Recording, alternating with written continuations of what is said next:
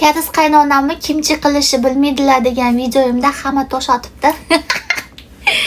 Bugun enoki qo'ziqorinli sho'rva zakaz qildim. Ichida faqat qo'ziqorin, mol go'shti bunaqa karam bor xolos. Boshqa hech narsa yo'q.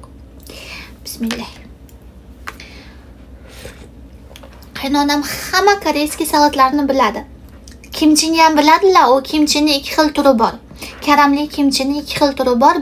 Bitta turi bir hafta, 2 haftagacha yetadi xolos. Undan ko'p saqlash mumkin emas, aynib qoladi. Boshqa turi 1 yil, 2 yil, 3 yilgacha dasha saqlab bemalol bizga o'xshab yesanglar bo'ladigan turi. O'shani tayyorlash 10 minut ketmaydi uni tayyorlashga. 1 yil, 2 yil, 3 yil saqlab yeyiladigan kimchi 10 minutda tayyor bo'lmaydi. Uni ishi juda ham ko'p. Shuning uchun qaynonam u kimchini qilish qiyin deb turib ataylab o'rganmaganlar, o'rgana olmaganlar. Shunga katta xolamiz, qaynonamning katta opalari qilib berardilar. Endi kasal bo'lib qoptilar, yaramayapman dedilar. Kimchi qilishga yaramayaptilar, chunki shunchalik og'ir ish.